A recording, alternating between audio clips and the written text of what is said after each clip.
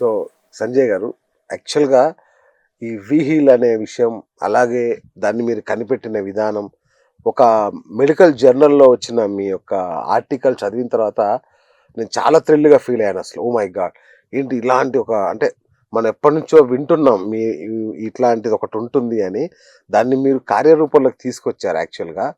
So wonderful. అంటే కానీ ఒకటి నన్ను పీడిస్తుంది, ఒక సబ్జెక్ట్, ఒక విషయం ఏంటంటే, మీరేమో చూస్తే చార్టెడ్ అకౌంటెంట్ లేదా కాస్ట్ అకౌంటెంట్, ఇదేమో వైద్య శాస్త్రం. నేను ఎతికా చాలాసేపు, మీ ముందు డాక్టర్ సంజయ్ అని ఉండాలి కదా, లేదేంటి అని చూస్తున్నారు. సో ఏంటి అసలు ఇట్లా మీ వృత్తి వేరు, ఇప్పుడు మీరు చేసింది వేరు, ఎట్లా దీన్ని మీరు ఎందుకు దీన్ని ఎంచుకున్నారు, ఎలా మీకు ఈ ప్రేరణ కలిగింది? అవునండి, what you said is right. మీరు చెప్తుంది నిజమే. నేను ఒక చార్టెడ్ అకౌంటెంట్ అండ్ కాస్ట్ అకౌంటెంట్ని. వైద్యశాస్త్రంలో ఎటువంటి పట్టాలు లేవనడం కూడా నిజమే. కానీ చిన్నతనం నుంచి మా పెద్దవాళ్ళ దగ్గర పురాణాల్లో నుంచి, ఆధ్యాత్మిక గ్రంథాల్లో నుంచి, ఋషులకి సంబంధించిన ఎన్నో విషయాలు, వారు చేసిన వైద్య విధానాల గురించి ఎన్నో కథలు వింటుండేవాడిని. అప్పటి నుంచే ఋషులు చేసిన వైద్య విధానాల పట్ల ఒక రకమైన ఆసక్తి పెరుగుతూ వచ్చింది. నేను కాలేజీలో చదువుతున్న రోజుల్లో ఈ చిన్నప్పుడు కథలు విన్నాను కదా, దాని పట్ల ఆసక్తి మరింత పెరిగి నాకు నేనుగా ఎన్నో రీసెర్చ్ పేపర్స్ అండ్ పుస్తకాలు చదువుతూ ఉండేవాడిని. అలా సటల్ ఎనర్జీ సిస్టమ్ అంటే ఏమిటి, ఇది వాస్తవమా లేకపోతే భ్రమ మాత్రమేనా అని నాకు అనిపిస్తూ ఉండేది. ఇదే నిజమైతే మానవ శరీరం మీద దీని ప్రభావం ఎలా ఉంటుంది, మరి దీన్ని ఉపయోగించి మన రోగాలకు ఉపశమనం కలిగించవచ్చా, ఇటువంటి ప్రశ్నలు మనసులో ఉండేవి. అదే సమయంలో వెస్టర్న్ వరల్డ్లో కూడా కొంతమంది సైంటిస్ట్ ఈ సటల్ ఎనర్జీ సిస్టమ్ మీద వర్క్ చేస్తూ ఉన్నారు. వాళ్ళ వర్క్ని కూడా నేను స్టడీ చేశాను. ప్రస్తుతం ఉన్న వైద్య విధానంలో మనం ఎనర్జీస్ని బాడీ డయాగ్నోసిస్ కోసం బాగానే వాడుతున్నాం. For example X-ray, ECG, EEG, MRI, ultrasound etcetera. అలానే లేజర్ కూడా ఎలక్ట్రోమాగ్నెటిక్ ఫీల్డ్స్లో భాగమే. దీన్ని మనం ప్రస్తుతం స్కిన్ ట్రీట్మెంట్ కోసం, ట్యూమర్లు తగ్గించడం కోసం వాడుతున్నాం. ఇదంతా మనకు తెలిసిన విషయమే కదా.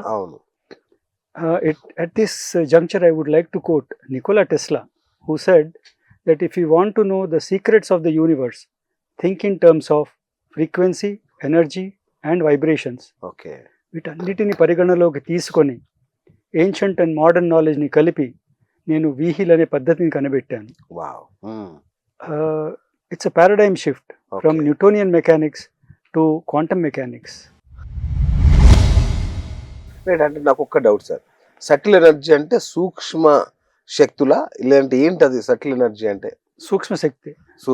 శరీరానికి రెండు భాగాలు ఉంటాయి. ఇది సూక్ష్మ శక్తి. అచ్చా, భౌతిక శక్తి, సూక్ష్మ శారీరక శక్తి. శరీరం కాంతి ఒక సూక్ష్మ శక్తి ఉంటుంది, దాని గురించి మనం శారీరక శక్తి, సూక్ష్మ శక్తి. సో ఇప్పటి వరకు వైద్య విధానం ఏంటంటే శారీరక బాడీ మీద ప్రయోగాలు చేస్తుంది వైద్యం అంతా. అవును. సో మీరు చెప్పే వైద్య విధానం బాడీ లోపలి అంతర్ శరీరం అంటే సూక్ష్మ శరీరాన్ని ట్రీట్ చేస్తారు. దీంట్లో ఎలక్ట్రోమాగ్నెటిక్ ఫీల్డ్స్ అంటే లైట్, సౌండ్, ఎలక్ట్రిసిటీ, మ్యాగ్నెటిజం ఇటువంటి ఉంటాయి కదా. రైట్. వీటి ఇన్ఫ్లుయెన్స్ శరీరం మీద ఎలా ఉంటుంది, దీన్ని మనం రీడ్ చేయగలిగితే ఆ రూపంలోనే మనం ఒక వైద్య ప్రణాళికని మనం కనుక్కుంటే ఇంకా చాలా బాగా నయం అయ్యే ఛాన్సెస్ ఉంటాయి. సో అది ఎందుకనే ఇది కొత్తది. వండర్ఫుల్. రైట్, వండర్ఫుల్గా ఉంది సార్. అంటే కొత్త విషయం, ఇంకా నాకు ఎక్కాలి మీరు చెప్పే విషయాలు, అర్థం చేసుకోవడానికి ట్రై చేస్తున్నాను. అండ్ ఇంకొకటి సార్, అంటే ఈ వీహీల్ అనే ప్రక్రియ, ఇది ఇప్పుడు మనం ఉన్న ప్రస్తుత అలోపతి ఏదైతే మనం ఇంగ్లీష్ మెడిసిన్ అంటున్నామో, ఇంగ్లీష్ వైద్య విధానం అంటున్నామో, దానికి దీనికి ఏంటి తేడా? అలోపతి మెడిసిన్ మన శరీరాన్ని ఒక కెమికల్ యూనిట్గా భావిస్తుంది. ఏదైనా కెమికల్ బ్యాలెన్స్లో లోపం జరిగినప్పుడు అది ఒక వ్యాధిగా మారుతుంది. దాన్ని డాక్టర్స్ ఫార్మస్యూటికల్ మెడిసిన్స్ ప్రిస్క్రైబ్ చేసి దాన్ని సరిదిద్దుతుంటారు. దీనికి భిన్నంగా వీహిల్ అనేది మానవ శరీరాన్ని ఒక శక్తి కేంద్రంగా, అంటే ఒక ఎనర్జీ యూనిట్గా భావిస్తుంది. ఏదైనా జబ్బు సోకినప్పుడు అది ఎనర్జీ ఇంబ్యాలెన్సెస్ వల్ల జరిగిందని నిర్ధారించి మళ్ళీ ఆ ఎనర్జీ బ్యాలెన్స్ని సమకూర్చి వ్యాధి నుంచి ఉపశమనం కలిగిస్తుంటారు. Okay okay modern medicine chemical pathway మీద ఆధారపడి ఉంటే వీహిల్ సిగ్నలింగ్ పాత్వే మీద ఆధారపడి ఉంటుంది. ఓకే అప్పుడు modern medicine main stream treatment అయినప్పటికీ సిగ్నలింగ్ అంటే సార్? సిగ్నలింగ్ అంటే అది కనిపించని సూక్ష్మ శక్తి. ఓకే ఇప్పుడు మీకు నేను చెప్పాను కదండి, అవును, light, sound, electricity, magnetism, okay okay right. ఇవన్నీ మనకు కనిపించవు, అవును, కానీ మన శరీరంలో దాని ప్రభావం చాలా చాలా ఉంటుంది. ఉంటుంది. దాని గురించి ఓకే మాట్లాడుతున్నాను. Okay right. Modern medicine main stream medicine అయినప్పటికీ ఇప్పటిదాకా ఎన్నో రోగాలను ఎఫిషియెంట్గా అయితే ట్రీట్ చేయలేకపోతుంది. అది కాకుండా ఎన్నో రోగాలు, ఫర్ ఎగ్జాంపుల్ లివర్ సిరాసిస్, అవును. Autoimmune disorders like psoriasis, rheumatoid arthritis, inflammatory bowl disease, ఇటువంటి మీద ఎంత రీసెర్చ్ జరిగిన తర్వాత కూడా వీళ్ళ దగ్గర పెద్ద ట్రీట్మెంట్ అయితే లేదు. దీనికి ముఖ్య కారణం మోడర్న్ మెడిసిన్ మన శరీరంలో 5% డిఎన్ఏ ఏదైతే ప్రోటీన్స్ని కోడ్ చేస్తుందో దాని మీదే ఆధారపడి ఉంటుంది. ఓకే.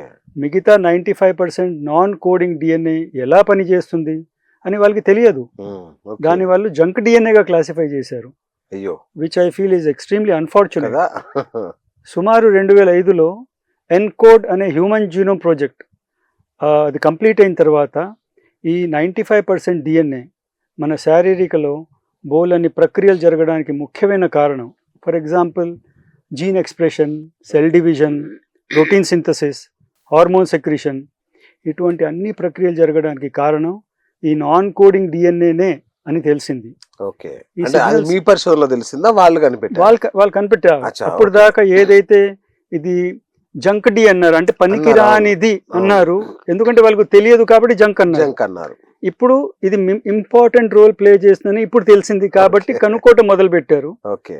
కమర్షియలైజ్ చేయడానికి టైం పడుతుంది కాబట్టి ఇంకా బ్యాక్గ్రౌండ్ లో నడుస్తా ఉంది. నాకు అంటే నవ్వొస్తుంది సార్, ఇంతవరకు జలుబుకే మందు కనిపెట్టలేదు. వాస్తవం అది కదా. అవును. ఓకే. అవును, అట్లా చెప్తారు. సో ఈ సిగ్నల్స్, ఈ ప్రక్రియలన్నీ సిగ్నల్స్ ద్వారా జరుగుతాయి. ఓకే. ఈ సిగ్నల్స్ అనేవి మీరు చెప్పే ప్రక్రియ లేదు. 95% నాన్ కోడింగ్ డిఎన్ఏ అని చెప్పాను కదా, ఇవంతా సిగ్నల్స్ ద్వారా జరుగుతాయి. ఈ సిగ్నల్స్ అనేవి ఇన్విజిబుల్ ఎలక్ట్రోమాగ్నెటిక్ స్పెక్ట్రమ్, అంటే లైట్, సౌండ్, ఎలక్ట్రిసిటీ, మ్యాగ్నెటిజం ఈ రూపంలో ఉంటాయి. థాట్స్ కూడా సిగ్నలే. అంతేగా. అందుకనే మన ఆలోచన ప్రభావం మన శరీరం మీద ఎంతో ఉంటుందని అందరికి మనకు తెలిసిన విషయమే కదా. అందుకనే మన సిగ్నల్స్ని కొంచెం మాత్రం కూడా సందేహించాల్సిన అవసరం అయితే లేదు. Okay, right. మన భారతీయ శాస్త్రాల్లో, ఆధ్యాత్మిక గ్రంథాల్లో మానవ శరీరాన్ని 2 భాగాలుగా విభజించారు.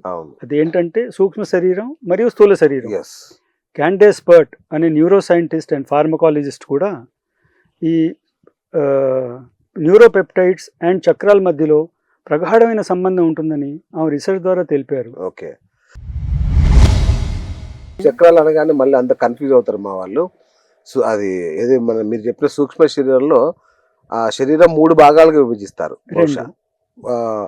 ఒకటి నాడులు, 2 chakras and nadis dominant, 2 right. So భారతీయ శాస్త్రాల్లో, ఆధ్యాత్మిక గ్రంథాల్లో ఇవంతా రాసే ఉంది. అవును. అలానే ఆయుర్వేదం శాస్త్రం కూడా సిగ్నల్స్ మీదే ఆధారపడి ఉంటుంది. మన పంచభూతాలు అంటే భూమి, జలం, వాయువు, ఆకాశం, అగ్నిని రిప్రజెంట్ చేస్తుంది మన శరీరం. మన శరీరం కూడా పంచభౌతికమే కదా. ఈ పంచభూతాల్లో ఏవైనా సమతుల్యత లోపించినప్పుడు అది ఒక వ్యాధిగా మారుతుందని ఆయుర్వేదం శాస్త్రం చెప్తుంది. ఇంత ఉన్నతమైన వైద్య విధానం భారతదేశంలో పురాతన కాలం నుంచి ఉండటం గర్వకారణం, అదృష్టం నిజంగా.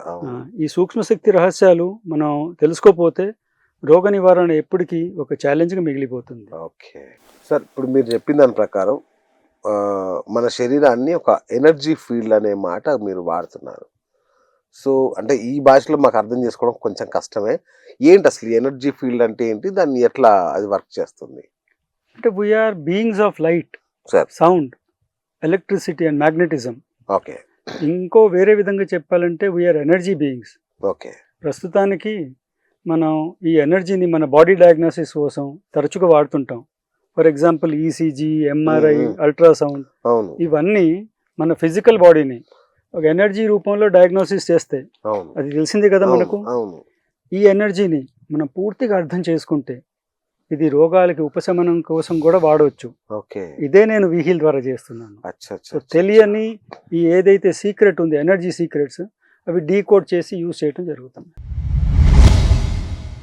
రైట్, అంతా బాగుంది సార్.